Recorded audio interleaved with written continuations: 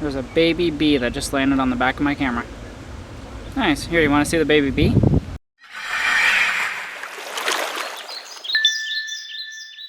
Hey, good morning everyone. So today we are going to be going to 2 different distilleries. We had so much fun at Woodford Reserve yesterday, we decided we're going to do 2 more.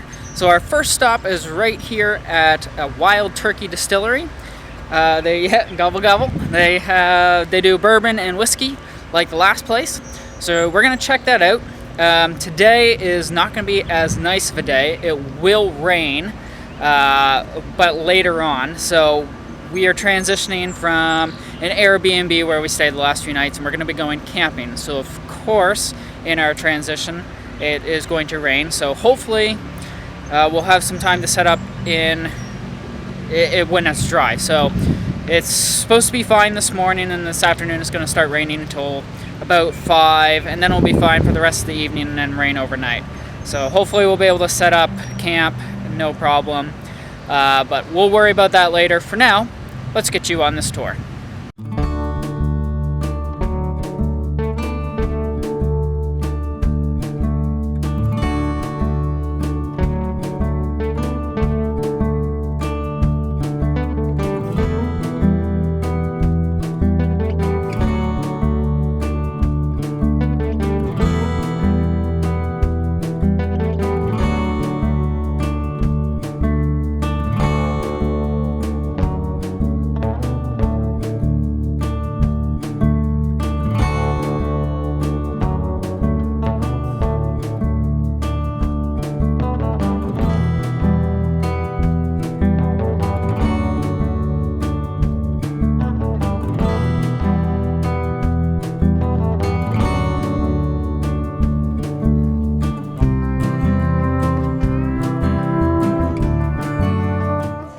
We only have 2 recipes here, one for bourbon and one for rye whiskey.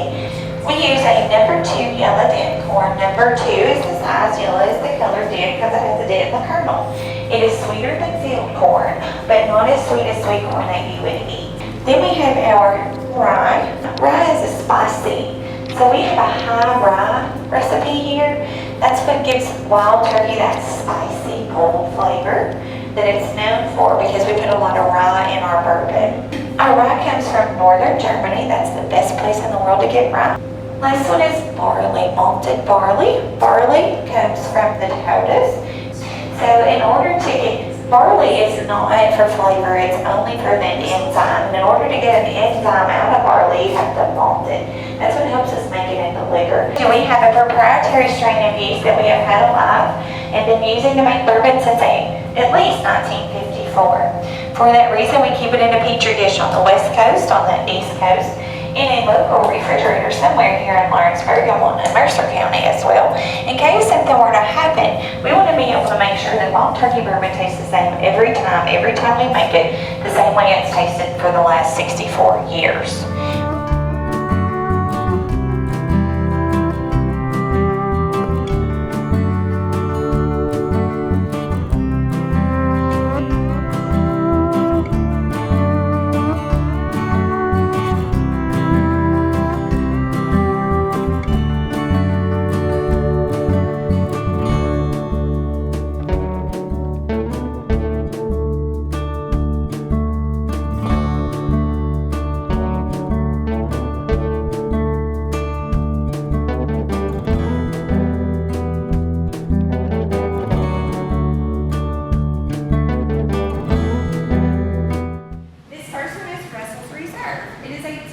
Bourbon is 110 proof.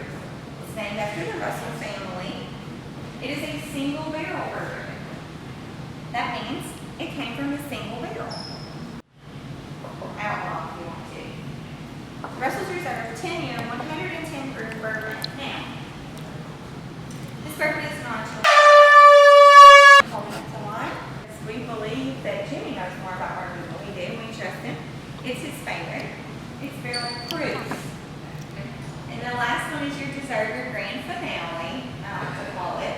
This is Wild Turkey American Honey Sting. I'll show you the bottle.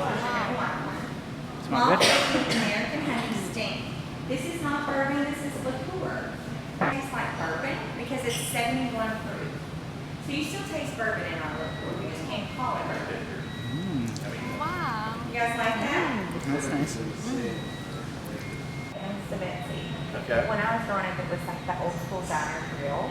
This girl bought it. She's wonderful. She's local. She's a chef. All right, so we just finished up the tour, and it was a lot of fun. It was really good.